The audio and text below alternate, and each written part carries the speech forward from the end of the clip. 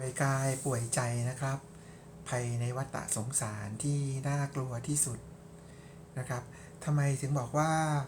ภัยในวัฏสงสารน่ากลัวก็ดูง่ายๆอย่างที่เราเกิดหัวข้อมาว่าป่วยกายป่วยใจนะครับ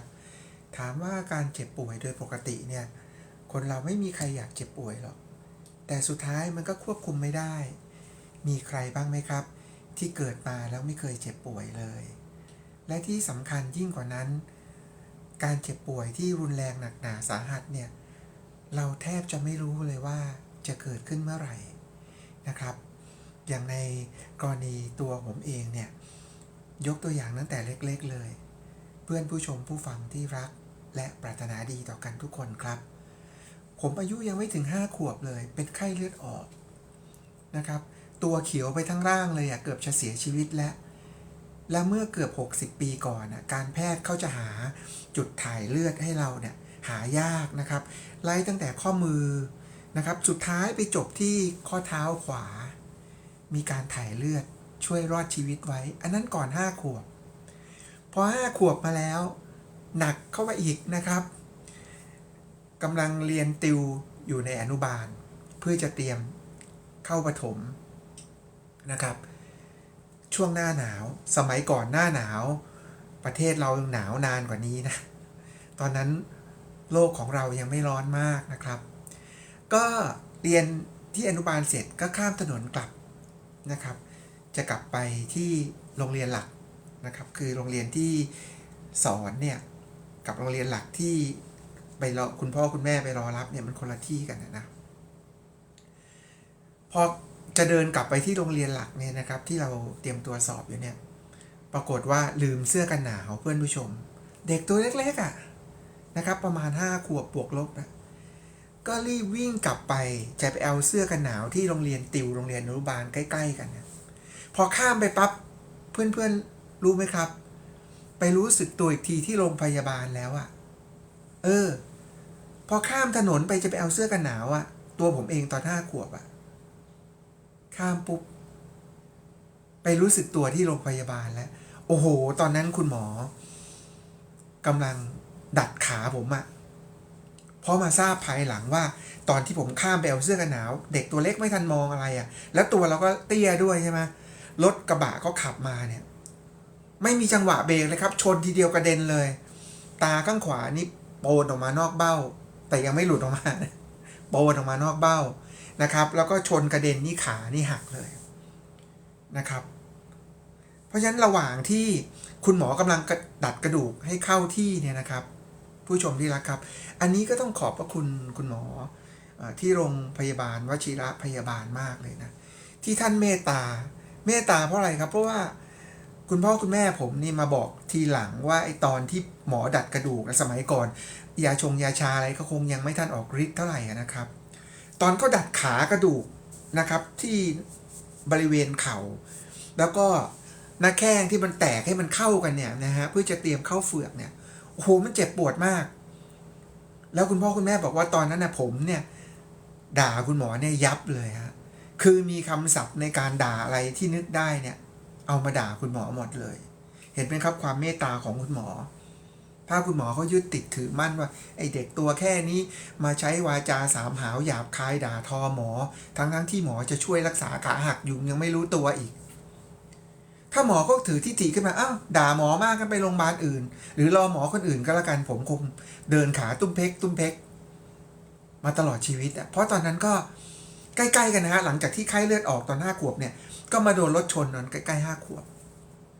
นะครับก็ท้ายสุดจนคุณหมอดัดขาเขาเรียบร้อยเข้าเฟือกนี่ตั้งแต่ข้อเท้าขวาข้างล่างนะฮะยันมาเกือบถึงเป้าก็คือมาถึงต้นขาชิดขึ้นมาเลยนะฮะเข้าเฟือกอยู่กันอยู่เป็นเดือนกว่าเลยเพื่อนๆแล้วต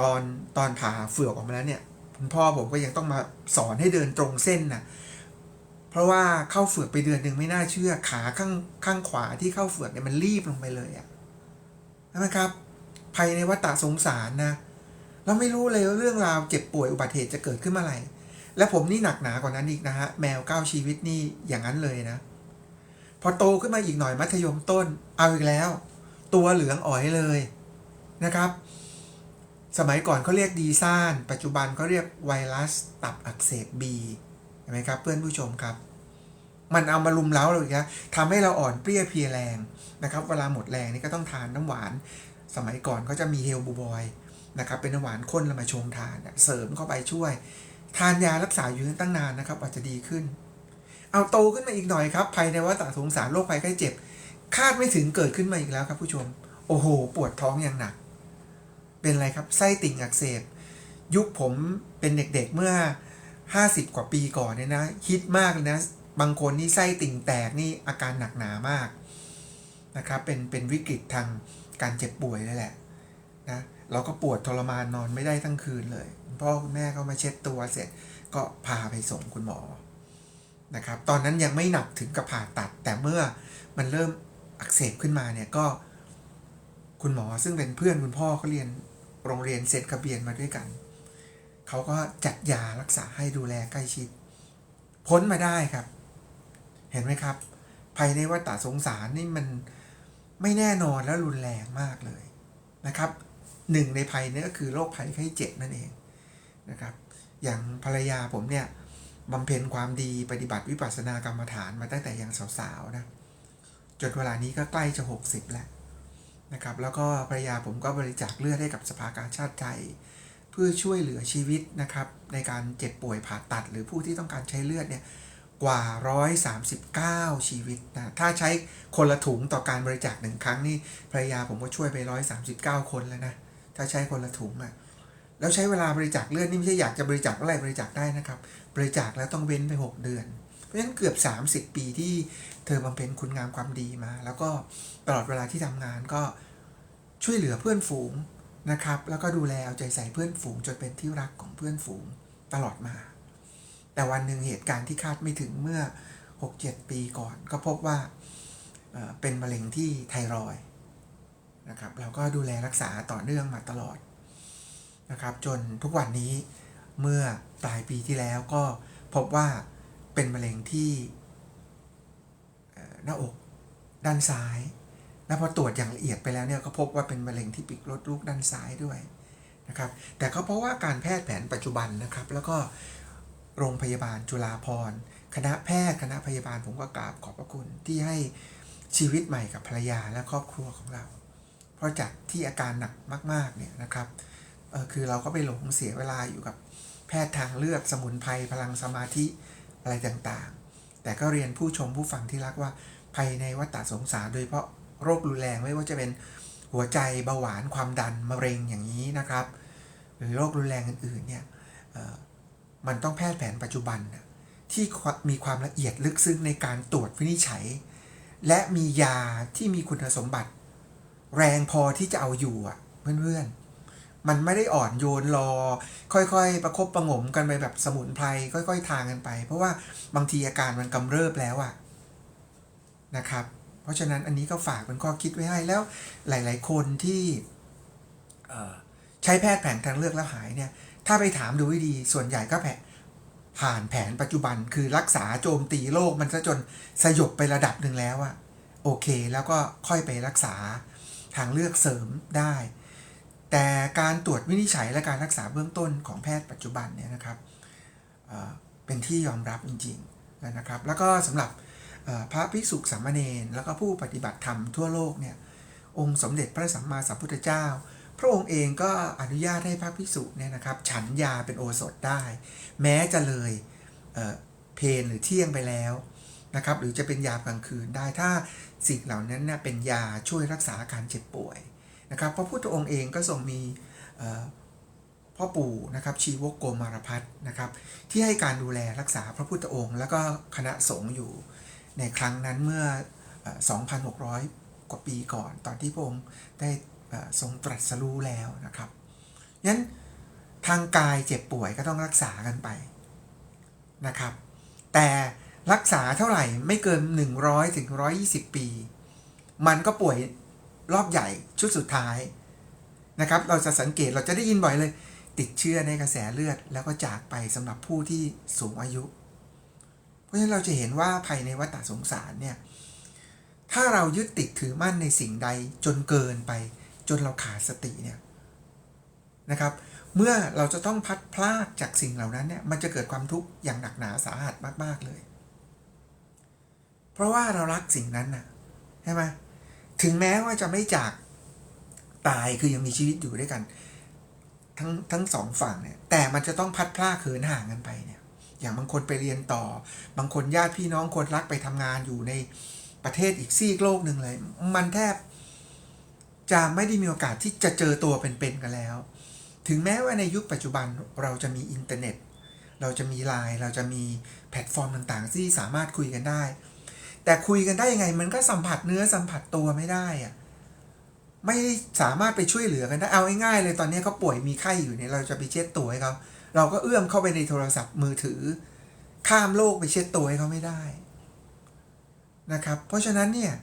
การพลัดพรากนี่มันก็เป็นอีกเรื่องหนึ่งเลยไม่ว่าเราจะผูกพันกับสิ่งไหนอาจจะเป็นคนรัก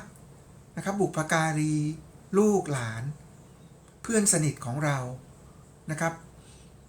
คุณปู่คุณย่าคุณตาคุณยายทวดชวดของเราเวลาที่พลัดพรากแล้วเรายึดติดถือมั่นอยู่มันก็เป็นอะไรที่เจ็บปวดมากหรือแม้ขณะที่วันหนึ่งเราก็จะต้องเป็นฝ่ายที่ไปก่อนเขาอะนะครับทรัพย์สินหามาเท่าไหร่ไม่ว่าจะรวยแค่ไหนเขาหากจะหลังโตแค่ไหนรถจะมีกี่สิบกี่ร้อยคันค่าทาสบริวารพนักงานจะมีกี่พันกี่หมื่นคนสุดท้ายเราก็ต้องจากมันไปนี่คือภัยหมายความว่าไงหมายความว่าเราจะทุ่มเทให้ความสำเร็จในโลกใบนี้สูงสุดถึงแค่ไหนสุดท้ายเราก็ต้องผละจากมันอยู่ดีครับเพื่อนผู้ชมที่รักครับที่ปรารถนาดีต่อกันงั้นวันนี้ที่เราจะมาพูดถึงเนี่ยเราไม่ได้บอกว่าเฮ้ยถ้าอย่างนั้นอย่าไปทำอะไรเลยไม่ใช่นะครับในพระพุทธศาสนาซึ่งเป็นเลิศทางปัญญาเนี่ยนะครับพระพุทธองค์ทรงตรัสสอนให้พวกเราเนี่ยอยู่บนความพอดีความสมดุลของชีวิตหรือที่เรียกว่าทางสายกลางนะครับหรือคำบาลีก็คือมัชฌิมาปฏิปทานั่นเองคือให้พอดีนะครับอย่าหาเงินหาทองหาได้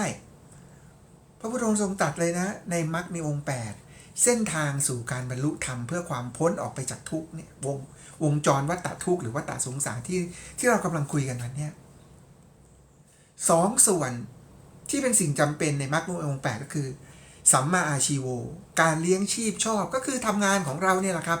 ให้มันสุจริตให้มันซื่อสัตย์ให้มันเป็นธรรมกับตัวเราเองกับลูกค้ากับผู้เกี่ยวข้องกับเจ้านายลูกน้องบริษัทบริวารของเราลูกค้าของเรานะครับสัมมาอาชีโวเสร็จแล้วถึงแม้อาชีพชอบแต่ตัวเราทำชอบหรือเปล่าก็ต้องมีสัมมาการกัมมันโตการกระทำชอบยกตัวอย่างเช่นเราเป็นครูแต่เราอาชีพมันสุจริตมันดีอยู่แล้วหรือชอบอยู่แล้วแหละแต่การประพฤติของเราเนี่ยเราชอบไหมเราปล่อยข้อสอบรั่วไขข้อสอบรั่วหรือเปล่านะครับหรือเราสอนไว้ไม่เต็มที่กักไว้ร้อยลูกศิษย์มาเรียนติวมาเรียนพิเศษอีกทีหรือเปล่าหรือแม้กระทั่งเป็นหมอเนี่ยเราก็จะพบว่ามันมีคดีความเกี่ยวกับหมอและแพทย์เนี่ยทั่วโลกนะครับเพราะว่าหมอบางส่วนก็ถูกบริษัทยาบางแห่งซื้อตัวไปคือให้ทุนการศึกษาตั้งแต่เรียนแพทย์เลยไม่ว่าจะอุปกรณ์การแพทย์ทุนการศึกษาเครื่องไม้เครื่องมืองบประมาณค่าใช้จ่ายต่างๆแล้วก็หล่อหลอมแพทย์เหล่านั้นเพราะฉะนั้นพอแพทย์เหล่านั้นจบมาเนี่ยอะไรก็ต้องเป็นยาของบริษัทเนี้ยนะซึ่งปัจจุบันโดยเฉพาะคนอเมริกายุโรปเนี่ยเขาก็ออกมาต่อต้านว่าไม่ใช่อะไรจะจ่ายแต่ยาเคมีเพราะยาเคมีนั้นนะมันมีคุณอนันต์มันก็มีโทษประหารมันมีผลข้างเคียงที่รุนแรงเพราะฉะนั้นจะใช้ยังไงอย่างพอดีพองามพอเหมาะพอสมพอเพียงนั่นคือสัมมากัมมันโตของแพทย์เพราะอาชีพแพทย์นั้นมันเป็นสัมมาอาชีโวมันเป็นอาชีพที่ดีอยู่แล้วแต่ตัวเราเลี้ยงไข้หรือเปล่านะหรือมียาอยู่ในทะเบียนเราไม่จัดเราไปจัดยานอกทะเบียนให้มันแพงซะงั้นเพื่อเราจะได้เปอร์เซ็นต์ในการขายหรือเปล่า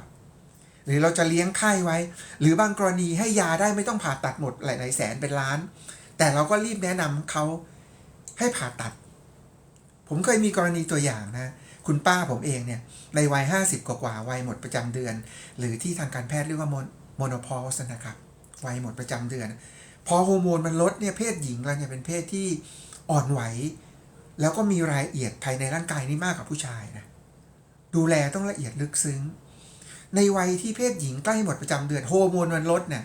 ไอ อ้ตัวสำคัญที่ให้สดชื่นกระปี้กระเป๋ารวมไปถึงจังหวะการเต้นของหัวใจด้วยนะครับเพื่อนๆไปโรงพยาบาลหนึ่งเขาบอกโอ้ยไม่ได้แล้วคุณป้านี่เป็นโรคหัวใจแน่นอนต้องผ่าตัดเดี๋ยวนี้เลยนะต้องผ่าหน้าอกเข้าไปเปิดซี่โครงไปแล้วก็ไป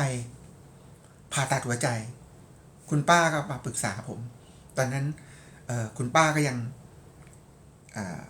อายุไม่มาก50ต้นๆผมบอกคุณป้าเขาบอกทันทีจะให้เชื่อเหรอพระองค์พระบรมศาสดาผู้เป็นประเสริฐที่สุดในหมู่มวลมนุษย์นะครับแล้วก็สุคติภูมิแล้วก็ทุกขติภูมินั้นพระองค์ตรัสว่าแม้แต่พระพุทธองค์ตรัสก็อย่าเพิ่งเชื่อให้ใครควรพิจารณาลองปฏิบัติให้เห็นจริงเห็นแจ้งก่อนแล้วค่อยเชื่อพระองค์เห็นไหมครับเพราะฉะนั้นผมก็บอกคุณป้าว่างั้นเราไปหาหมอคนที่2ดูไหมครับไปหาหมอคนที่2ดูหมอบอกว่าคุณป้าผมตรวจอย่างละเอียดแล้วคุณป้าเนี่ยใกล้หมดประจำเดือนคุณป้าบอกใช่ป้าทราบอยู่แล้วใกล้หมดประจำเดือนฮอร์โมนมันต่ำมันก็เลยไปรวนการเต้นของหัวใจของคุณป้าให้ผิดปกติเดี๋ยวผมจะจัดฮอร์โมนให้คุณป้าไปทานเสริมร่างกายให้ครบแล้วอีก1สัปดาห์2สัปดาห์ทยอยมาตรวจเป็นไงรู้ไหมครับเพื่อนๆผู้ชมที่รักและปรารถนาดีต่อกันทุกท่านคุณป้ารับฮอร์โมนเต็มที่ไปตรวจทีการเต้นของหัวใจเป็นปกติถ้าเชื่อหมอคนแรกก็ต้องโดนผ่าเปิดหน้าอกเปิดซี่โครงแล้วหมดค่ารักษาเป็นล้านผ่าตัดหัวใจโรงพยาบาลเอกชนอีกที่หนึ่งก็มีเป็นเอกชนเห็นไหมครับเพราะฉะนั้นถึงแม้ว่าจะเป็นอาชีพที่ซื่อไอ้ที่มันเป็นอาชีพที่ดีงามเป็นหมอเป็นครูหรือทุกๆอาชีพแหละครับมันเป็นอาชีพที่ตัวอาชีพเองเนี่ยมันบริสุทธิ์อยู่แล้วแต่เราสัมมากัมมันโตการกระทำของเราชอบไหมอย่างเราเป็นพ่อค้าแม่ค้าไหมที่โดนจับกันเยอะแยะมากมายตั้งแต่เราเด็กๆก็ได้ยินฟังมาโกงตาช่างหมูเท่านี้1กิโลราคาเท่านี้เราไปถ่วงให้ตาช่างมันหนักไว้นิดนึงเราใส่สัก7 ขีด 8 ขีดแต่ให้ดูเหมือนกิโลนึงเราก็ส่วนที่เหลือมันก็กำไรเยอะขึ้นไงสินค้าบอกเขาว่าคุณสมบัติอย่างนี้ปริมาณเท่านี้เวลาส่งจริงมีไม่ครบไหมทุกวันนี้ที่มีคดีความกันทางออนไลน์ไหมครับเขาเรียกว่าไม่ตรงปกสั่งอย่างหนึ่งได้อีกอย่างหนึ่งเพราะฉะนั้นอาชีพที่มันบริสุทธิ์พระพุทธองค์ทรงตรัสว่าเป็นหนึ่งในมรรคมีองค์8แต่การกระทำของเรามันก็ต้องบริสุทธิ์มันก็ต้องจริงใจกับลูกค้าผู้เกี่ยวข้องนะครับถ้าเราเป็นข้าราชการผู้เกี่ยวข้องอาจจะหมายถึงคนที่มารับบริการอาจจะเป็นลูกศิษย์ลูกหาของเราหัวหน้าลูกน้องเพื่อนร่วมงานประชาชนสังคมที่เกี่ยวข้องเราให้ความจริงกับเขาให้สิ่งที่ดีงามสิ่งที่ประเสริฐสิ่งที่ช่วยเขาใช้ชีวิตได้อย่างง่ายดายขึ้นมีความสุขขึ้นสะดวกสบายขึ้นอันนั้นคือเหตุผลที่เราทำอาชีพต่างๆนะครับเพราะฉะนั้นเราจะเห็นว่าภัยในวัฏสงสารซึ่งพระพุทธองค์ตรัสว่ามันเป็นความทุกข์มหันต์เนี่ยท่านไม่ได้เราจมอยู่กับความทุกข์นะครับแต่ท่านยังใช้เวลาทั้งหมด45พรรษาเนี่ยบอกให้เราทราบถึงว่าผลลัพธ์ของความพ้นทุกข์หรือความสงบสุขนิรันดร์มันมีอยู่และมันมีเส้นทางที่จะเดินไปให้ถึงด้วย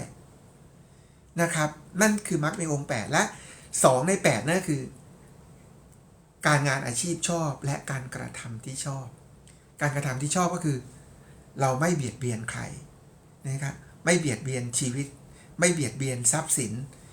ไม่เบียดเบียนคู่รักของใครไม่เบียดเบียนข้อมูลที่เป็นจริงที่สาธารณชนหรือผู้เกี่ยวข้องก็พึงได้รับแล้วก็ไม่เบียดเบียนตัวเองให้มึนเมานะครับนี่แหละมันก็ปิดทางที่เราจะมีความทุกข์ไประดับหนึ่งแล้ว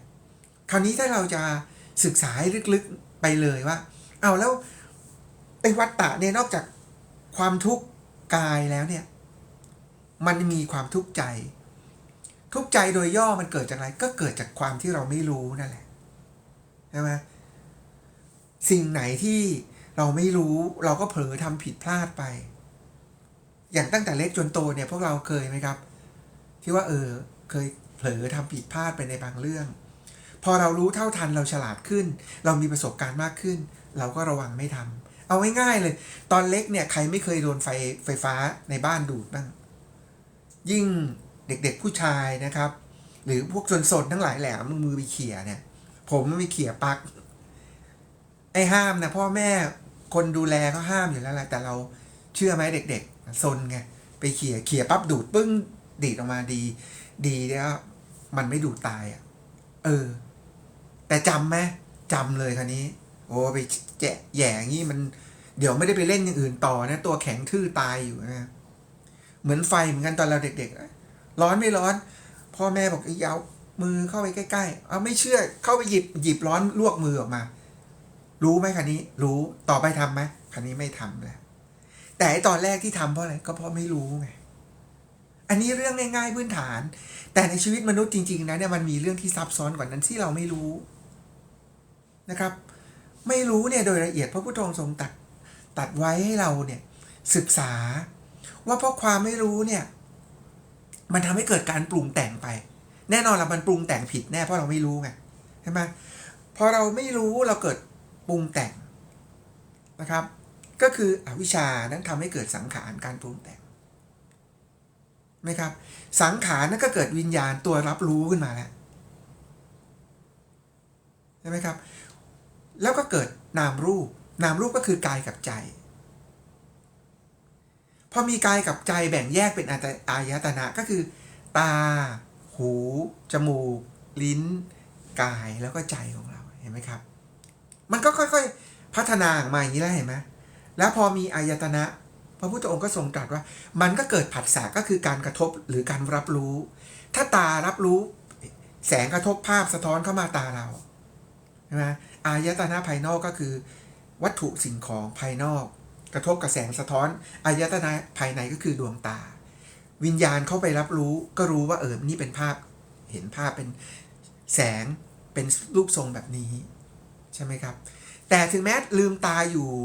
แต่ใจมันไม่ไปรับรู้ที่ตามันกำลังคิดถึงแฟนคิดถึงความทุกข์คิดกังวลปัญหาในอนาคตคิดถึงเรื่องเศร้าหมองในอดีตถึงตามองเห็นเราก็ไม่ได้รับรู้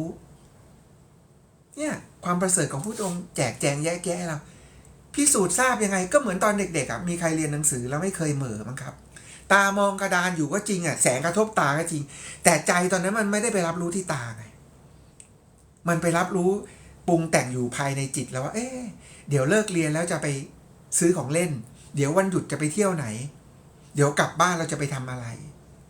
หรือพอแตกเนื้อหนุ่มเนื้อสาวเข้าวัยรุ่นหน่อยเดี๋ยวเราจะไปเห็นหน้าคนที่เราอยากเจอเห็นไหมพอเข้าวัยทำงานสัมภาษณ์ครั้งนี้จะผ่านไหมเงินลงทุนครั้งนี้มันจะคุ้มกับที่เราได้หรือเปล่าไหมไอ้ตาที่ลืมอยู่มันก็ไม่ได้เห็นอะไรหรอกเพราะจิตมันไปรับรู้ส่วนอื่นเห็นไหมครับพระพุทธองค์ก็ตรัสว่าพอเกิดผัสสะทางกระทบทางตาหูจมูกลิ้นกายใจแล้วพอกระทบปุ๊บมันไม่กระทบเฉยๆสิเนี่ยมันจะเริ่มเกิดความทุกข์ตรงนี้ในชีวิตปัจจุบันเนี่ยพอกระทบแล้วมันเกิดความรู้สึกไงนะสิ่งไหนมันทำให้เรารู้สึกดีเราก็ชอบอย่างจมูกกระทบกลิ่นเนี่ยนะคุณผู้หญิงนะครับหรือคนที่ชอบความหอมของน้ำหอมเนี่ยไหมกระทบแล้วกลิ่นนี้เราชอบเกิดความรู้สึกชอบแต่ถ้าบางกลิ่นบางคนเนี่ยทุเรียนว่าเป็นอาหาร king of fruit แต่บางคนก็เป็น worst of fruit ก็ได้นะก็คือเลวร้ายมากเพราะมันเหม็นสำหรับเขาเพราะฉะนั้นในประสบการณ์ทักษะหรือพื้นอุปนิสัยทางกายทางใจของเขาเนี่ยพอกระทบทุเรียนคนหนึ่งบอกชอบมากคนหนึ่งเฉยๆอีกคนบอกโอ้โหเหม็นจังเลยเห็นไหมพอกระทบปุ๊บมันเกิดความรู้สึกชอบไม่ชอบใช่ไหมครับแล้วก็เฉยๆเพราะบางคนบางเรื่องก็ไม่ได้สนใจเรื่องนี้เราก็เหมือนกันเรื่องไหนเราไม่สนใจถึงมันผ่านเข้ามาทางตาทางหูเนี่ยหรือทางกลิ่นเนี่ยเราไม่ได้สนใจนะครับหรือเรากำลังจดจ่ออยู่กับเรื่องไหนอยู่เราก็จะไม่ได้สนใจสิ่งเหล่านั้นนะครับสวัสดีมีความสุขทุกท่านนะครับที่มาแลกเปลี่ยนสนทนาธรรมกันในวันนี้นะครับมีคำถามอะไรเขียนเข้ามาได้เลยสำหรับท่านที่ชมสดอยู่นะครับและสำหรับท่านที่มาจากอนาคตย้อนกลับมาฟังก็เขียนคำถามไว้ได้นะครับเดี๋ยวผู้พูดเพื่อนหนุนใจก็จะกลับมาตอบให้กับทุกท่านคราวนี้พอกระทบมันก็กระทบด้วยความไม่รู้ใช่ไหมไม่รู้มาเกิดชอบไม่ชอบเฉย คราวนี้มันไม่หยุดแค่นั้นสิถ้าชอบมันก็เกิดตัณหาความอยากได้ในสิ่งนั้นใช่ไหมถ้าเป็นรูปรสกลิ่นเสียงมันก็เรียกว่าตัณหาถ้าเป็นสิ่งที่ไม่ใช่วัตถุแต่เป็นเรื่องของยศตำแหน่งความรู้สึกต่างๆมันก็เป็นภาวะตัณหาอยากจะเป็นแบบนั้นขึ้นมาถ้าไม่ชอบมันก็เป็นวิภาวะตัณหาไม่อยากมีไม่อยากเป็นนี่ไงมันเกิดรักมันเกิดชังขึ้นมาตรงเนี้ยตอนกระทบนี่แหละเห็นไหมครับผัสสะหรือการกระทบมันทำให้เกิดความรู้สึกหรือเวทนาไอ้ความรู้สึกนี้ทำให้เกิดตัณหาก็มีทั้งชอบไม่ชอบก็คืออยากได้หรืออยากจะผลักไสออกผลักออกไปใช่ไหมพอเกิดตัณหาหรือความอยากปุ๊บมันเป็นอุปทานแล้วยึดมั่นถือมั่นแล้วว่าเฮ้ยอันเนี้ยมันตัวเราอันนี้มันของเราอันนี้มันของที่เราชอบอันนี้คือคนที่เรารักอันนี้คืออาหารที่เราโปรดปรานอันนี้คือตำแหน่งงานที่เราพึงพอใจอันนี้คือธุรกิจที่เราอยากจะทำให้มันสำเร็จซึ่งเป็นสิ่งดีนะแต่เราจะหาสมดุลไงเนี่ยคือสิ่งที่เรากำลังคุยกันต่อพอมันเกิดความยึดติดถือมั่นแล้วคราวนี้มันก่อให้เกิดภพชาติแล้วก็คือการเกิดของตัวเป็นแหละเอาง่ายๆเหมือนเราอยากทำการค้าอย่างนี้สุดท้ายเราก็ลงมือไปทำมันใช่ไหมก็เกิดเป็นภาวะตรงนั้นขึ้นหรือเป็นภพเป็นชาติเกิดขึ้นแล้วแน่นอนเมื่อมีภพชาติที่เราเกิดมาเนี่ยทุกคนเกิดมาเป็นไงหัวเราะออกมาว่าโอ้อยู่ในท้องคุณแม่มืด9 เดือนมีความสุขจังเลยพอคุณหมอผ่าท้องหรือทำคลอดออกมาหัวเราะ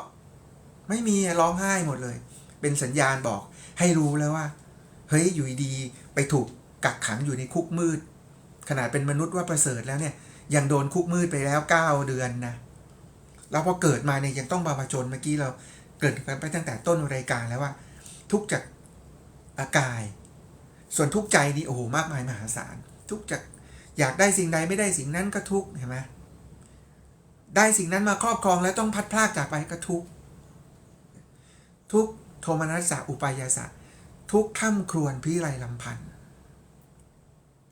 ไม่สมใจอยากแล้วคราวนี้เราจะใช้ชีวิตยังไงพระพุทธองค์ทรงตรัสไว้ในอริยสัจสี่หรือว่าความจริงที่ประเสริฐสูงสุด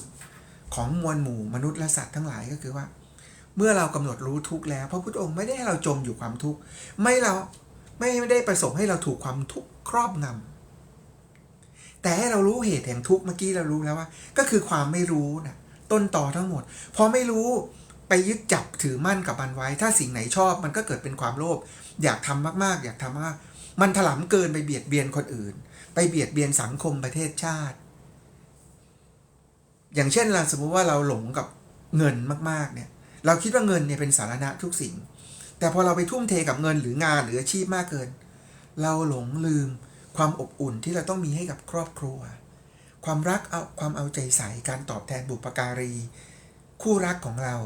ลูกหลานเพื่อนฝูงสนิทของเราเห็นไหมครับการปฏิบัติธรรมนั้นคือความสมดุลของชีวิตและจิตวิญญาณนั่นเอง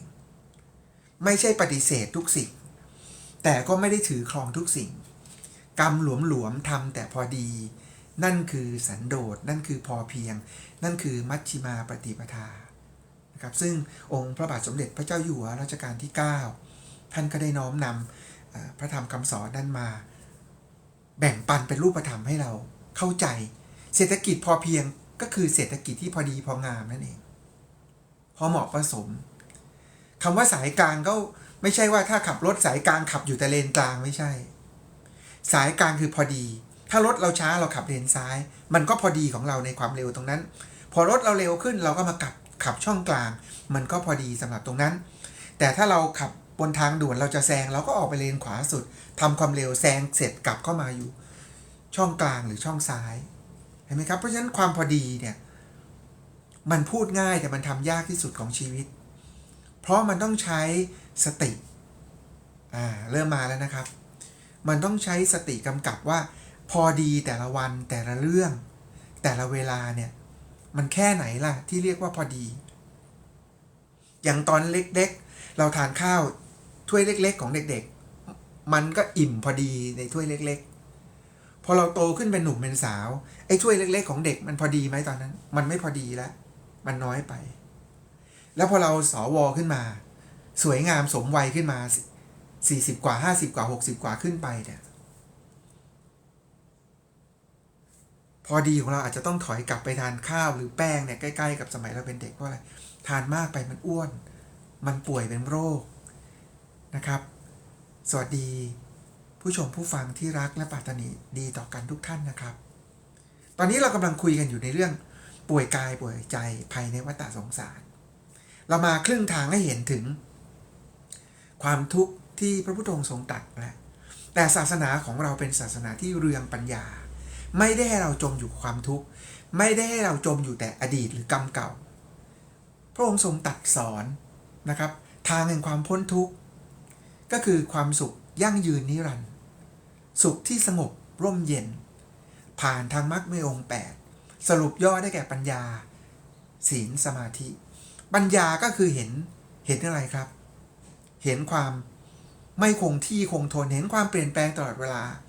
ผมคุยกับผู้ชมวันนี้ผู้ชมลองหยิบจับหน้าตัวเองดูตอนเล็กๆออกจากท้องคุณแม่มาเราหน้าตาเหมือนวันนี้ไหมตอนเล็กๆออกจากท้องคุณแม่มา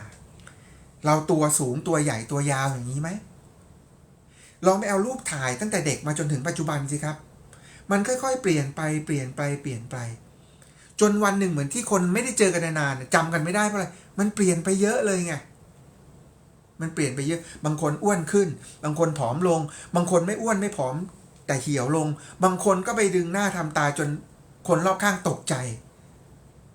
คุยกับคน60-70หน้าตึงมัน20กว่าแต่เวลาพูดแล้วปากอิริยาบถความตึงมันไม่ปกติมันก็ดูน่ากลัวอย่างเงี้ย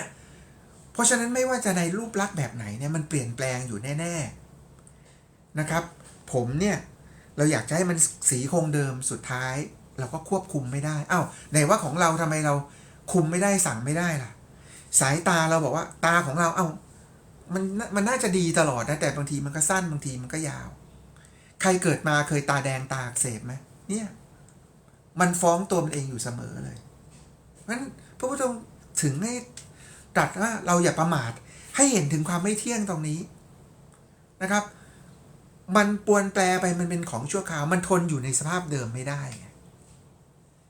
แล้วที่ประเสริฐที่สุดในพระพุทธศาสนาซึ่งไม่มีในศาสนาอื่นก็คือทรงให้พิจารณาต่อไปว่านี่แหละคือความที่มันไม่ใช่ตัวตนคงที่ถาวรอย่างแท้จริงเพราะว่าถ้ามันเป็นของเราอย่างแท้จริงเราต้องสั่งได้ควบคุมมันได้สิเราจะเป็นเจ้าโลกควบคุมได้ทีหนึ่งหลายๆประเทศเลยในความรู้สึกของเราแต่ในความเป็นจริงแล้วแม้แต่ตัวเราเองเราก็ควบคุมไม่ได้ใช่ไหมควบคุมไม่ให้แก่ไม่ได้ควบคุมไม่ให้ป่วยไม่ได้ควบคุมไม่ให้พัดพรากไม่ได้นะครับเพราะฉะนั้นเนี่ยพอมันไม่มีตัวตนคงที่นะเนี่ยท่านถึงให้เราเจริญสติการปล่อยวางนั้นมันถึงเกิดจากปัญญาไม่ใช่เกิดจากการที่ถูกใครบังคับหรือใครมาสั่งมาสอนเราว่าต้องปล่อยวางนะไม่ใช่แล้วคราวนี้การปล่อยวางนั้นมันมาจากปัญญาที่เราเห็นแจ้งแล้วว่าเฮ้ยมันของชั่วคราวนะแม้แต่สามีภรรยาคู่ชีวิตที่รักที่สุดไม่ว่าเขาจะดีและประเสริฐแค่ไหนไม่เกิน120ปีเราก็ต้องพัดพรากจากกันแน่นอนถ้าไม่พัดพรากจากกันเลยเหล่ากงเหล่าม่าคุณปู่ทวดคุณย่าทวดชวดเนี่ยคงเดินกันอยู่เต็มโลกแล้วเนี่ยโลกนี้ไม่ใช่ 7,000 ล้านคนแล้วต้องเป็นจัก700,000 ล้านคนไหมคนไทยก็ไม่น่าจะ70 ล้านคนแล้วต้องเป็น700 ล้าน 7,000 ล้านแล้วเพราะเกิดมาเท่าไหร่ไม่ตายเลยเกิดมาแล้วอยู่ไปตลอดเลยอยู่กันคนหนึ่ง 5,000 ปีหมื่นปีแสนปีเหรอมันไม่ใช่ไงแม้แต่องค์สมเด็จพระสัมมาสัมพุทธเจ้าทรงตรัสบอกกับพระวักกลิซึ่งประทับใจในรูปโฉมผิวพระวรกายที่งามดั่งทองของพระพุทธองค์เลยเข้ามาถือบวชแล้วไม่ปฏิบัติทำอะไรเลยเดินตามพระพุทธองค์ดูรูปโฉมอยู่งั้นน่ะวันหนึ่งพระพุทธองค์ก็คิดว่าถึงเวลาถึงวาระของพระวักกลิที่จะได้ก้าวหน้าในทางจิตใจที่จะขูดเกลากิเลสตัณหาและอวิชชาออกแล้วพระพุทธองค์ก็ทรงตรัสว่าวักกลิมีประโยชน์อะไรที่เธอจะมาเดินตามเฝ้ามองพระตถาคตในรูปกายเหล่านี้ซึ่งเปื่อยเน่าไปทุกวัน เปื่อยเน่าก็คือว่าถ้าไม่อาบน้ำสักวัน2 วัน3 วันเนี่ยมันก็เหม็นจนทนไม่ได้ในร่างกายเราเองพอขับถ่ายออกมาเมื่อกี้อุจจาระปัสสาวะมันยังอยู่ในตัวเราเลยอ่ะไอ้ที่เราเหม็นตอนเนี้ยเมื่อกี้มันยังอยู่ในตัวเราเลยก็หมายความว่าอุจจาระปัสสาวะมันก็ค้างอยู่ในตัวเรานี่แหละตลอดเวลาน้ำลายน้ำมูกน้ำหนองเสลดเลือดของเราเนี่ยถ้ากระเด็นไปอยู่ในจานข้าวใครหรือไม่ต้องขนาดนั้นหรอกเอาแค่เส้นผมเราไปอยู่ในจานข้าวถึงเขาก็ไม่อยากทานแล้วเราไปทานในร้านอาหารถ้าเราเห็นเส้นผมเส้นขนใครเนี่ยมาตกอยู่ในจานที่มาเสิร์ฟเราเนี่ยโอ้โหวุ่นเลยคราวนี้เห็นไหมครับเพราะฉะนั้นเราก็จะได้เรียนรู้ว่าอ๋อก็ถ้ามันเป็นของชั่วคราวมันไม่เที่ยงเนี่ยมันไม่มีตัวตนเนี่ยเราก็อย่าไปหลงไหลยึดติดกับมันสิพอเราไม่ยึดติดกับมันเราก็จะกลับมาทำอยู่ในมัชฌิมาปฏิปทาแล้วทีนี้แต่ละคนแต่ละเรื่องที่เราสัมผัสเราจะสัมผัสเกี่ยวข้องด้วยอย่างพอดีพองามพอเหมาะพอสมนะครับแม้แต่พระพุทธองค์ที่ประเสริฐสุดนะครับท่านเมตตาสั่งสอนโปรดสัตว์ตลอด45 ปีตั้งแต่ตอนที่พระพุทธองค์ทรงปรงผมออกผนวดด้วยวัย29นะครับแล้วใช้เวลา6 ปีบำเพ็ญเพียรเป็น35ถึง80 พรรษาเนี่ยนะครับอายุขัยของพระพุทธองค์ท่านเนี่ยนะ45 ปีเป็นผู้ที่ประเสริฐที่สุดเป็นมนุษย์ที่ฉลาดบาดเปลื่องที่สุดแต่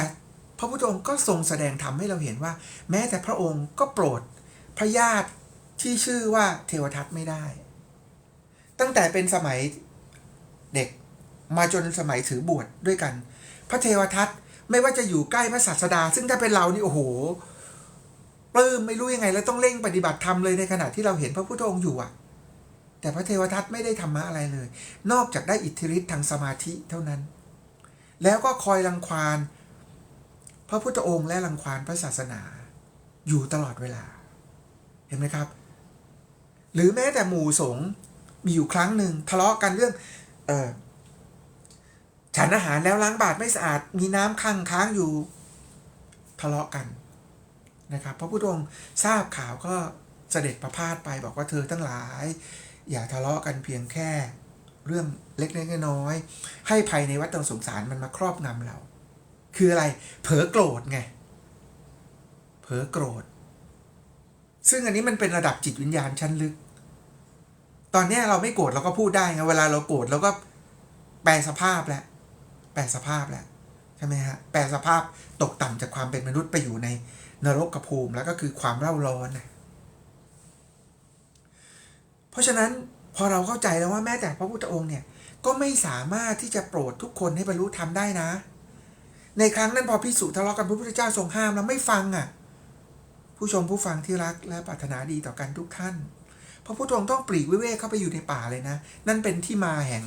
พระพุทธรูปปางป่าเลไลที่พระพุทธองค์ปลีกวิเวกเลยก็สงทะเลาะกันพระพุทธองค์ห้ามไม่ฟังอ่ะก็ทรงไปอยู่ในป่าเลไลแล้วก็มีช้างมาเอาผลไม้มาถวายมีลิงเอาผลไม้มาถวายมีกวางมาคอยห้อมล้อมระแวดระวังภัยพระองค์ท่านเห็นไหมพระพุทธองค์ถึงทรงตรัสนะว่าบัวเนี่ยมีอยู่3 เหล่าใช่ไหมบัวตูมและโดนแสงอาทิตย์นิดนึงบานเลยบัวปิ่มน้ำใช่ไหมรอวันเวลานิดนึงให้ชูคอขึ้นมารอเวลาอีกนิดนึงโดนแสงสว่างกระตุ้นบานก็คือกลุ่มนี้ก็ค่อยๆเรียนรู้ไปสะสมบารมีความเพียรไปไก่กลุ่มหนึ่งบัวใต้โคนตมไงใช่ไหมพระพุทธองค์ก็ประเสริฐแล้วก็มาสอนเรานี่ว่าแม้แต่พระพุทธองค์ที่ประเสริฐที่สุดก็ไม่ใช่ว่าเทศโปรดให้บรรลุธรรมได้ทุกคนนะแล้วเราเป็นใครอ่ะเราถึงจะไปจัดการคนนู้นจัดการคนนี้แก้ไขทุกอย่างให้มันได้อย่างใจเรา100%น่ะปะโถแม้แต่ตัวเราเองยังไม่ถูกใจตัวเองเลยทุกเรื่องไปอ่ะตั้งแต่เล็กจนโตเราถูกใจตัวเองทุกเรื่องไหมครับเห็นไหมแม้ตัวเองอ่ะเรายังควบคุมตัวเองไม่ได้อย่างใจเราทุกเรื่องภาษาอะไรเราจะไปควบคุมคนอื่นควบคุมบิดามารดาเราเหรอควบคุมคู่รักสามีภรรยาเราเหรอควบคุมลูกเราเหรอควบคุมพนักงานเหรอควบคุมเจ้านายเหรอควบคุมมวลชนเหรอมันก็อยู่ได้ชั่วครั้งชั่วคราวบางเวลาสุดท้ายพระพุทธองค์บอกว่า สัตว์โลกย่อมเป็นไปตามกรรมแต่ละคนเขาก็มีกรรมเขาก็มีบารมีมีสติปัญญาแล้วก็มีกิเลสตัณหาควบคู่กันมาของเขาไงนั่นคือเมื่อเราอายุมากขึ้นเราถึงเริ่มเข้าใจว่าลูกพ่อแม่เดียวกันยังนิสัยไม่เหมือนกันเลยมันเหนือไปกว่าพันธุกรรมอีกก็คือกฎแห่งกรรมเพราะถ้าพันธุกรรมอย่างเดียวลูกพ่อแม่เดียวกันมันก็น่าจะมีหลายๆอย่างที่คล้ายกันแม้แต่คู่แฝดเขาก็ไม่ได้คิดตรงกันทุกเรื่องทุกเวลาตลอด24ชั่วโมงตลอดชาติเมื่อไหร่เห็นไหมครับเนี่ยคือความที่มันเปลี่ยนแปลงไปตลอดคราวนี้พอเรารู้เท่าทันพระพุทธองค์ถึงบอกว่าให้เราอยู่ในทางสายกลางทางสายกลางไม่ใช่งั้นก็ไม่ต้องทำอะไรแล้วชีวิตนี้มันไม่เที่ยงไงงานการก็ไม่ต้องทำเป็นเด็กก็ไม่ต้องเรียนหนังสือเป็นลูกก็ไม่ต้องทำหน้าที่กตัญญูพ่อแม่เป็นสามีภรรยาก็ไม่ต้องดูแลคู่รักเป็นพ่อแม่ก็ไม่ต้องดูแลลูกไม่ใช่อันนั้นมันก็เขาเรียกว่าการมาสุขาริการุโยคตามใจตัวเองเกินไปไอ้ส่วนประเภทที่ทำงานไม่พักไม่ผ่อนฉันเจ้าแต่เงินจนท้ายสุดลืมพ่อแม่ลูกเมียเพื่อนฝูงไอ้นั่นก็บ้างานบ้าเงินพระพุทธองค์ทรงตรัสว่าทางของพระพุทธองค์ที่ให้ทำเนี่ยอยู่ในสายกลางอยู่ในความพอดีอาชีพการงานก็ไม่ได้ทิ้งนะไม่ใช่นะครับสัมมาอาชีโวสัมมากัมมันโต2 ใน 8ของมรรคมีองค์8องค์ธรรมแห่งการปฏิบัติเพื่อ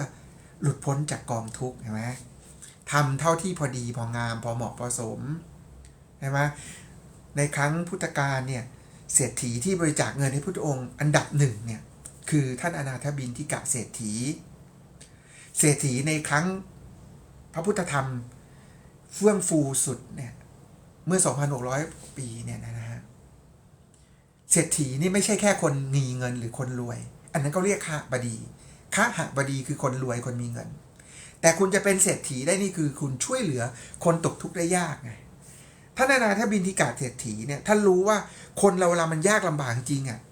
มันต้องมีกินก่อนอาหารคำแรกมันไม่ตกถึงท้องมา2 วัน3 วันแล้วจะไปสอนอย่างอื่นมันไม่ทันไงท่านอนาถบิณฑิกะเศรษฐีก็ตั้งโรงทานเห็นไหมครับงั้นทรัพย์ของคณะขหบดีหรือคนที่ร่ำรวยแล้วมาเจือจุนคนที่กำลังตกทุกข์ได้ยากเขาถึงเรียกว่าเศรษฐีในสมัยก่อนไม่ใช่เดี๋ยวนี้มีเงินอะไรเป็นเศรษฐีไม่ใช่เศรษฐีโกงมาหรือเปล่าก็ไม่รู้เศรษฐีทำลายบ้านเมืองหรือเปล่าก็ไม่รู้เศรษฐีทำลายธุรกิจของรากหญ้าหรือเปล่าก็ไม่รู้นะเศรษฐีทำผิดมิชอบเบียดเบียนคนอื่นมาหรือเปล่าผิดกฎหมายผิดศีลธรรมทำร้ายคนอื่นมาหรือเปล่าก็ไม่รู้แม้แต่คนใกล้ชิดก็ยังรังเกียจแต่ถ้ามันเป็นวุฒิภาวะของเศรษฐีตามพระพุทธประสงค์เนี่ยก็คือเรามีเหลือแล้วเนี่ยเราเจือจานให้กับคนที่เขาลำบากกว่าเราเพราะเราก็ไม่ยึดติดในทรัพย์ไงก็เรามีเยอะแยะแล้วก็ใช้ไม่หมดใช่ไหมเลี้ยงลูกหลานไป7-8 รุ่นแล้วก็ยังไม่หมดแล้วทำไงก็แบ่งให้กับคนอื่นนะครับงั้นเราจะเห็นได้ว่าพอเราเท่าทันอย่างนี้แล้วเนี่ยพอมาถึงหมวดที่เราจะปฏิบัติแล้วเนี่ยปฏิบัติสติพระพุทธองค์ทรงตรัสสอนการเจริญสติและสมาธิด้วยพระองค์เองผู้ชมผู้ฟังไปคีย์ได้เลยสติปัฏฐาน4หรือมหาสติปัฏฐานสูตรอันนี้พระพุทธเจ้าตรัสสอนด้วยพระองค์เองเลยว่าจะเจริญสติอย่างไรแล้วการนั่งสมาธิเจริญสติรู้ลมหายใจเข้าออกเนี่ยอยู่ในอานาปานสติสูตรพระพุทธเจ้าตรัสสอนการทำสมาธิและเจริญปัญญาสมถะและวิปัสสนาด้วยพระองค์เองอยู่ในมหาสติปัฏฐานสูตรและอานาปานสติสูตรนะครับคีย์เข้าไปดูได้เลยเพราะฉะนั้นครูบาอาจารย์ท่านไหนพระสงฆ์องค์เจ้าท่านไหนที่ท่านมีศรัทธาในพระพุทธองค์แล้วเจริญรอยตามพระพุทธองค์ท่านก็จะน้อมนำคำสอนของพระพุทธองค์ในสติปัฏฐาน4เนี่ยมาสอนตามลำดับลาดลุ่มไปตามลำดับนะครับอย่างเช่นที่เราจะแบ่งปันในวันนี้ก็คือในอานาปานสติสูตรองค์ธรรมเพื่อการหลุดพ้นจากความทุกข์ที่เราจะเจริญสติเราให้เท่าทันให้เราใช้ชีวิตอยู่บนทางสายกลางได้อย่างตลอดต่อเนื่องเนี่ยพ้นจากความทุกข์ไปได้ทุกขณะอยู่ในทุกปัจจุบันเนี่ยนะครับปฏิบัติพร้อมกันได้เลยนะครับหายใจเข้าก็รู้หายใจออกก็รู้นี่เป็นการเตรียมตัวแล้วนะครับอยู่ในท่าที่นั่งตัวตรงนะครับ ตั้งสติไว้ให้มั่นนะครับหายใจเข้าก็รู้หายใจออกก็รู้นะครับในอานาปานสตินั้นถ้าจะแบ่งเพื่อความเข้าใจง่ายก็จะเป็น16ส่วนละ4ส่วนละ4ส่วนละ4ส่วนละ4ก็คือสงเคราะห์ลงสติปัฏฐานก็คือ4ส่วนแรกก็คือฐานกายส่วนที่2ฐานเวทนาก็คืออารมณ์ความรู้สึกส่วนที่3คือฐานจิตหรือใจความหรือจิตใจเรานี่เองและส่วนที่4ก็คือองค์ธรรมก็คือเห็นพระไตรลักษณ์นะครับเห็นความไม่เที่ยงไม่คงทนไม่มีตัวตนที่เรายึดติดถือมั่นได้อย่างแท้จริงนะครับคราวนี้เราจะค่อยๆเริ่มกันไปนะครับหายใจเข้าเราก็รู้หายใจออกก็รู้นี่เป็นการเตรียมตัวแล้วและในสัดส่วนที่1นะครับอันนี้ไม่ได้อยู่ในพระพุทธดำรัสนะคำว่าที่1ที่2เนี่ยนะแต่ว่าแจกแจงให้เพื่อง่ายต่อการจดจำนะครับลำดับที่1ก็คือหายใจชุดแรกเข้ายาวเราก็รู้ว่าเราหายใจเข้ายาวหายใจออกยาวเราก็รู้ว่าเราหายใจออกยาวอ้าวแล้วจะรู้ได้ไงว่ายาวก็ทุกลมหายใจแรกถือเป็นลมหายใจที่ยาวก่อนเพราะเรามาจากสภาพจิตกลางๆจิตเรายังไม่สงบไงมันก็เป็นลมหายใจที่ยาวก่อนทำไมล่ะครับเพราะส่วนที่2ตามดูลมหายใจที่เข้ายาวออกยาวไปเรื่อยๆร่างกายมันค่อยๆผ่อนคลายสงบระงับลงจิตใจมันก็ค่อยๆผ่อนคลายสงบระงับลงลมหายใจที่เคยยาวเข้าไปลึกออกมายาวเนี่ยมันก็ค่อยๆสั้นลงอ่อนโยนลงพอลมหายใจเข้าสั้นจะกำหนดรู้ที่ปลายจมูกก็ได้มันเข้ามาน้อยลงแล้วเพราะร่างกายมันสงบลงเนี่ยกายกับใจมันผูกกันพอกายค่อนข้างสงบใจมันก็เบาลงคลายลงพอเรารู้ว่าลมหายใจเข้าเนี่ยเริ่มสั้นอ่อนโยนลงเราก็รู้ว่าลมหายใจเข้าสั้นพอลมหายใจออกอ่อนโยนลงสั้นลงเราก็รู้ว่าลมหายใจออกสั้นนี่ตามพระพุทธดำรัสนะครับตามที่องค์พระสัมมาสัมพุทธเจ้าทรงตรัสไว้นะครับให้เราปฏิบัติคราวนี้พอเราเฝ้าดูลมหายใจอย่างนี้ไปเรื่อยๆนะครับสิ่งที่จะเกิดขึ้นถัดไปก็คือพระองค์ตรัสว่าให้รู้ว่าลมหายใจเนี่ยมันปรุงแต่งร่างกายปรุงแต่งไหมล่ะมันเป็นตัวประกอบร่างกายไหมล่ะเราไม่หายใจไม่เกิน5นาทีเราไปเกิดใหม่แล้วแค่หายใจเข้าแล้วเราไม่หายใจออกก็จบแล้วหายใจออกไม่หายใจเข้าก็จบแล้วฉะนั้นคนจะกลั้นหายใจได้จริงๆเก่งที่สุดก็ไม่เกิน5นาที7นาทีคุณก็ต้องหายใจเพราะลมหายใจนี่มันมาปรุงแต่งร่างกายให้มีชีวิตสืบเนื่องไปได้มันเป็นกายหรือเป็นร่างกายอย่างละเอียดอย่างหนึ่งในการพิจารณาลมหายใจเข้าออกท่านก็บอกว่าให้กำหนดรู้หรือให้เรามีสติรู้ว่าลมหายใจเนี่ยมันปรุงแต่งกายหรือท่านเรียกว่ากายสังขารกายก็คือร่างกายสังขารก็คือการปรุงแต่งกำหนดรู้กายสังขารหายใจเข้าก็คือรู้ว่าเนี่ยมันปรุงแต่งร่างกายนะคือให้เราไม่หลงขาดสติเราเป็นผู้วิเศษอะไรไม่ใช่เรายังต้องพึ่งอากาศรอบตัวเราเนี่ยในการดำรงชีพอยู่เนี่ยหายใจออกก็รู้ว่าลมหายใจมันปรุงแต่งร่างกายนะครับเสร็จแล้วก็ลำดับถัดไปนะครับทำลมหายใจเข้าให้สงบระงับนะครับเพราะฉะนั้นหายใจเข้าทำลมหายใจให้สงบระงับหายใจออกทำลมหายใจให้สงบระงับทำอย่างไรครับนะครับตรงนี้เนี่ยในพระสูตรไม่ได้ขยายความไว้แต่โดยการปฏิบัติแล้วถ้าจะเรียบง่ายได้ผลก็คือกำหนดรู้ที่ปลายจมูกเนี่ยหรือจะงอยจมูกระหว่างปลายจมูกกับริมฝีปากที่ลมหายใจมากระแทกเนี่ยแล้วกำหนดรู้ว่าเราจะมีความเพียรนะครับให้ลมหายใจสงบระงับพอเฝ้าดูไปนานๆธรรมชาติเขาจะกวัดแกว่งไงเรารู้เราดึงกลับมาที่การรู้ลมหายใจกวัดแกว่งไปยังไงอดีตอนาคตฟุ้งซ่านกับภาพเสียงอะไรต่างๆเราดึงกลับมานะครับพอเราดึงกลับมาเนี่ยเรามารู้ที่ลมหายใจต่อเนื่องขึ้นนะครับลมหายใจจะค่อยๆสงบระงับเองนะครับหรือจะมีวิธีการเพิ่มเติมอย่างเช่นระลึกว่าลมหายใจที่เข้าเนี่ยลากจากจมูกเนี่ยเข้ามาผ่านหลอดลมทางลำคอผ่านทรวงอกมาถึงกระบังลมกระบังลมขยายหรือที่เรียกว่าท้องพองพอลมหายใจออกก็ของในตัวมันน้อยลงท้องก็ค่อยยุบกระบังลมหดเข้ามาลมหายใจนั้นคลายคืนไหลออกนะครับผ่านหลอดลมที่คอออกไปทางจมูก เฝ้าดูอยู่นานไปจิตเราก็คือเฝ้าดูประคับประคองจิตเกิดความอิ่มเกิดความเต็ม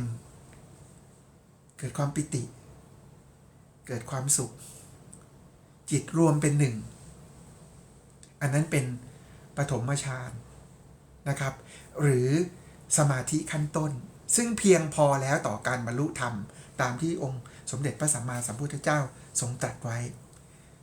ฐานกายก็จบลงแค่นี้4ส่วนใช่ไหมรู้ลมหายใจยาวรู้ลมหายใจสั้นรู้ว่าลมหายใจนี้ปรุงแต่งร่างกายกำหนดรู้ลมหายใจในทุกๆรูปแบบและทำลมหายใจนั้นให้สงบระงับผ่านการระลึกรู้หายใจเข้าและออกอยู่ตลอดเวลาทำให้เรามีสติไม่หลงไปกับสมาธินั้นๆแล้วเมื่อเราได้ผลจากสมาธิเป็นนะครับปิติอิ่มใจแล้วก็ความสุขเดี๋ยวเราจะมาเจริญต่อพระองค์ก็ส่งให้อยู่ในหมวดเวทนาในอานาปานสติเนี่ยนะครับปิติเนี่ยหรือความอิ่มใจมาได้หลากหลายรูปแบบปิตินั้นอาจจะหมายถึงความรู้เกิดความรู้สึกโอ้โหขนลุกขนพองเกิดความรู้สึกตัวเบาเกิดความรู้สึกอุ้ยยุบยับยุบยับเหมือนมดมาต่ายตามตัวหรือบางทีก็มีอาการกระโดดพระพุทธองค์ก็ตรัสว่าพลังในสมาธิหรืออาการของสมาธิเหล่านั้นมันเกิดขึ้นเป็นไงครับก็อยู่ในกฎไตรลักษณ์เกิดขึ้นตั้งอยู่ดับไปเหมือนกันอย่าไปหลงไหลมันเราไม่ได้ต้องการปฏิบัติเพื่อเป็นผู้วิเศษแต่เรามาปฏิบัติเพื่อไม่ต้องเป็นอะไรต่างหากนะครับเพราะฉะนั้นพอเรารู้เท่าทันเรามากำหนดอยู่กับลมหายใจอาการเหล่านั้นค่อยๆดับไปนะครับแต่ถ้าเกิดใครปฏิบัติแล้วมันเกิดภาพที่น่ากลัวหรือมันเกิดอาการที่เราควบคุมไม่ได้ลืมตาแล้วลุกขึ้นยืนเลยครับเพราะในการปฏิบัติเจริญสติและก็เจริญสมาธินั้นพระพุทธองค์ไม่ได้ระบุให้เราหลับตาปกติแล้วก็จะให้ทอดสายตาลงต่ำห่างจากตัวไปประมาณ 1-2 ศอกนะครับเพราะฉะนั้นถ้าเกิดภาพน่ากลัวหรืออาการใดๆที่มันมารบกวนผิดปกติเราเปลี่ยนอิริยาบถเลยครับลืมตาก็ได้จากท่านั่งเราขยับตัวก็ได้หรือลุกขึ้นยืนก็ได้เพื่อให้ปิติเหล่านั้นหรือสิ่งเหล่านั้นที่มารบกวนเราสลัดหลุดไปเพราะเราไม่ได้ต้องการฤทธิ์เดชหรือพลังพิเศษอะไรเหล่านั้นเลย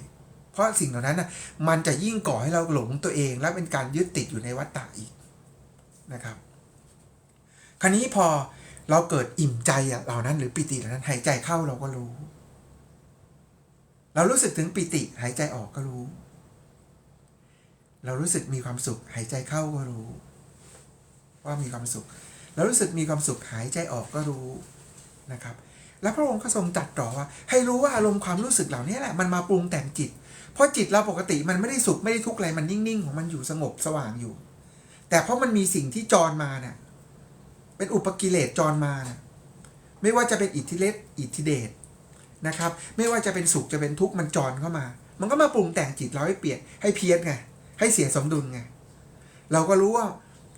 อารมณ์ความรู้สึกเหล่านั้นมันมาปรุงแต่งมันมาผสมลงให้จิตเราเนี่ยเพี้ยนไปรู้ก็หายใจเข้ารู้ว่าอารมณ์ความรู้สึกนี้มันมาปรุงแต่งจิตเราก็รู้หายใจออกเห็นไหมครับแล้วพระองค์ก็ไม่ได้ให้เรายึดติดอยู่กับความรู้สึกเหล่านั้นอีกพระองค์ก็ทรงตัดต่อนะครับในท่อนที่8ของหมวดอานาปานสติหรือในส่วนที่4ของส่วนของอารมณ์ความรู้สึกหรือเวทนานุปัสสนาสติปัฏฐานนะท่านก็บอกว่าหายใจเข้าทำความรู้สึกเหล่านั้นให้มันจางคลายไปคืออย่าไปยึดติดกับอารมณ์ความรู้สึกเหล่านั้นน่ะนี่เห็นไหมครับทรงให้ดับทุกข์ให้เห็นต่อหน้าต่อตาเลยทั้งทุกข์ทั้งสุขมันก็ทำให้เราหลงทั้งนั้นไม่เอากับมันนะครับหายใจเข้านะครับทำไอ้สิ่งที่เข้ามารบกวนนั้นนะให้มันสงบระงับนะครับหรือที่เรียกว่าจิตตสังขารคืออารมณ์ความรู้สึกที่มันมาปรุงแต่งจิตให้สงบระงับหายใจออกนะครับทำอารมณ์ความรู้สึกให้สงบระงับเห็นไหมครับ2 ส่วนแล้วนะครับกายเวทนาส่วนที่3ส่วนจิตนะครับหายใจเข้าพระพุทธองค์สัมมาสัมพุทธเจ้าให้เรากำหนดรู้เลยหายใจเข้ารู้ว่าจิตเรามีลักษณะยังไงจิตจะมี15-16อาการหรือในปัจจุบันปรุงแต่งไปมากกว่านั้นไม่ว่าจะเรื่องว้าวุ่นเครียดวิตกกังวลไม่ว่าจิตจะรู้สึกดีใจเสียใจสุขทุกข์อะไรต่างๆนะครับให้เรารู้ทันหายใจเข้าว่าจิตเป็นมีอาการยังไงหายใจออกจิตมีอาการไงเรารู้เท่าทันหมด เสร็จแล้วก็ไม่ได้ให้เราหลงอยู่กับภาวะจิตตรงนั้นทรงตรัสต่อว่าหายใจเข้านะครับทำจิตให้เบิกบานไม่ว่าจะสุขจะทุกข์เนี่ยทิ้งอารมณ์นั้นแล้วนะหายใจเข้าพระพุทธองค์ทรงตรัสว่าทำจิตให้เบิกบานนะครับเบิกบานจากอะไรนึกถึงบุญกุศลนึกถึงความดีที่เราเคยได้ทำมาก่อนจิตเราก็เบิกบานได้หายใจเข้าทำจิตให้เบิกบานหายใจออกทำจิตให้เบิกบานแล้วก็ไม่ได้ให้หลงติดอยู่กับความเบิกบานหรือความสุขตรงนั้นทรงตรัสต่อว่าพระพุทธเจ้าก็ตรัสว่าหายใจเข้านะครับทำจิตให้ตั้งมั่นให้สงบแล้วนะพระพุทธองค์ก็ทรงพาเราไปสู่ความสงบหายใจออกทำจิตให้ตั้งมั่นนะครับแบตเตอรี่ใกล้หมดเดี๋ยวเพื่อนหนุนใจก็จะรวบสรุปนะครับหายใจเข้าออกเนี่ยให้ทำจิตให้ตั้งมั่นเมื่อกี้ตั้งมั่นยังไงกลับไปดูในฐานกายที่เมื่อกี้เราได้แบ่งปันไปแล้วสุดท้ายแม้แต่จิตที่ตั้งมั่นหรือสมาธิหรือพลังจิตนั้นพระพุทธองค์สัมมาสัมพุทธเจ้าก็ไม่ได้ให้เรายึดติดในพลังสมาธิเหล่านั้นนะครับทรงตรัสต่อว่าหายใจเข้าทำจิตให้ปล่อยคือไม่ว่าจะด้วยพลังสมาธิหรือความตั้งมั่นใดๆในระดับใดของฌานใดท่านก็ให้เราปล่อยอย่าไปยึดติดนะเพราะสมาธินั้นไม่มีมาก่อนพระพุทธศาสนาแล้วรูปฌานอรูปฌานนั้นมีมาก่อนพระพุทธศาสนาแล้วแต่ไม่ได้ช่วยให้คนพ้นทุกข์อย่างแท้จริงเพราะเวลาออกจากฌานต่างๆมันก็ยังเวียนตายเวียนเกิดเวียนทุกโทมนัสพิริพิไลดำพันได้สิ่งที่เราจะทำก็คือว่าทำจิตให้ปล่อยจากพลังสมาธิเหล่านั้นนะครับนั่นคือหมวดจิตหมวดที่3แล้วหมวดสุดท้ายนะครับหมวดธรรมหรือองค์ธรรมเพื่อจะขูดเกลากิเลสของเราให้เราเกิดปัญญาหลุดพ้นจากวิชาคือให้เห็นความไม่เที่ยงไม่คงทนหรืออนิจจังนั่นเองหายใจเข้าไม่เที่ยงของอะไรบ้างคุณเห็นอะไรอยู่ตรงหน้าที่มันไม่เที่ยงอันนั้นแหละคือสิ่งที่ให้คุณพิจารณาอย่างเช่นตรงหน้าคุณลมหายใจที่มันเคยสงบเมื่อกี้อยู่ในสมาธิตอนนี้มันยาวขึ้นมาอีกแล้วนี่ก็คือความไม่เที่ยงของลมหายใจเมื่อจิตรวมพลังเป็นสมาธิแล้วถอนออกมาเราพิจารณาความไม่เที่ยงนะครับในความไม่เที่ยงในการงานเราก็ได้เคยเฟื่องฟูตอนนี้มันก็ร่วงโรยไปเคยตกต่ำเราทำดีทำถูกมันก็เฟื่องฟูขึ้นมามันก็ขึ้นลงเป็นกราฟรูปคว่ำเป็นรูประฆังหรือรูปภูเขานี่แหละก็มีเตี้ยสุดขึ้นสูงสุดก็ลงใช่ไหมครับมันก็เปลี่ยนแปลงอยู่อย่างนี้แหละนะครับพอมันไม่เที่ยงนะครับมันก็เลยไม่มีสภาวะที่มันคงที่คงทนและสูงที่สุดในพระพุทธศาสนาซึ่งไม่มีศาสนาอื่นคือทรงให้เราเห็นแจ้งประจักษ์กับใจเราจริงๆแล้วในภาวะตรงนั้นว่านี่ไงคือความที่มันไม่มีตัวตนคงที่ถาวรให้เรายึดติดถือมั่นว่าตัวเราของเราเราเจริญสติทั้งหลายทั้งปวงเนี่ยสักแต่ว่าเพื่อรู้เพื่อระลึกเพื่อเจริญสติเพื่อปัญญาขูดเกลากิเลสอวิชชาเพื่อความหลุดพ้นเท่านั้นเห็นไหมครับเพราะฉะนั้นพอเห็นความไม่เที่ยงแล้วมันจางคลายไหมหายใจเข้าก็รู้ว่าเห็นความจางคลายรู้สึกอยู่หายใจออกก็เห็นความจางคลายจากความยึดติดถือมั่นในสิ่งนั้นๆที่เราพิจารณาไม่ว่าภายในก็คือปอดตับไตไส้พุงหรือภายนอกก็คือผมขนเล็บฟันหนังที่เราเห็นอยู่เนี่ยทั้งเราทั้งคนอื่น7,000 ล้านคนเหมือนกันมันก็ปรวนแปรไปมันก็จางคลายจากความยึดติดมันเกิดขึ้นหรือจริงหรือเปล่ากับประจักษ์กับใจเราในขณะนั้นหรือเปล่านะครับเราก็เห็นความดับหายใจเข้าเห็นความดับหายใจออกทุกข์มันความทุกข์ความเศร้าความเสียใจความวิตกกังวลความว้าวุ่นมันดับไปต่อหน้าต่อตาเราไหมจริงมันดับอยู่ทุกขณะที่เรารู้ลมหายใจเข้าออกอยู่แล้วแต่ตอนนี้เราเห็นมันไหมนะครับสุดท้ายสละคืนทุกอย่างให้กับธรรมชาติไปไม่ต้องรอต่อตายก่อนสละคืนทุกวันทุกขณะที่ทำเนี่ยสละไปให้กับคนที่รักคนที่ใกล้ตัวเพื่อนร่วมงานเพื่อนบ้านเพื่อนร่วมโลกไปอะไรช่วยเหลือเกื้อกูลได้อะไรให้อภัยได้อะไรแบ่งปันได้เราทำเห็นไหมครับหายใจเข้าสละคืนหายใจออกสละคืนเตรียมที่จะทิ้งร่างเตรียมที่จะตายได้ทุกเวลาอย่างไม่หวั่นไหวอย่างสุขสงบร่มเย็นเพราะได้ทำกิจหน้าที่อย่างดีที่สุดเต็มสติเต็มปัญญาอย่างพอดีพองามพอเพียงพอเหมาะพอสมแล้วนี่คือสิ่งที่องค์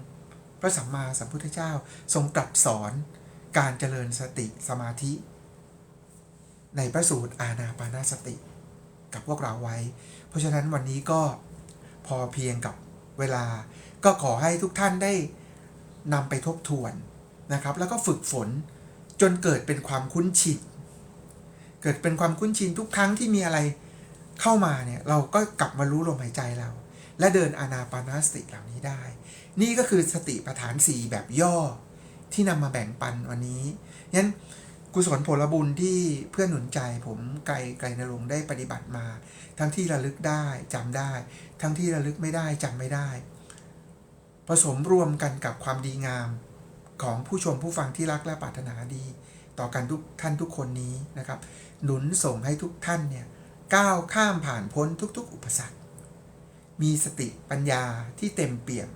พร้อมที่จะก้าวข้ามปัญหาต่างๆมีความสุขสดชื่นเบิกบานอย่างยั่งยืนอยู่กับทุกๆปัจจุบันขณะครับขอความเจริญในธรรมมีความสุขอยู่กับปัจจุบันขณะในทุกๆท่านครับสวัสดีมีความสุขนะครับ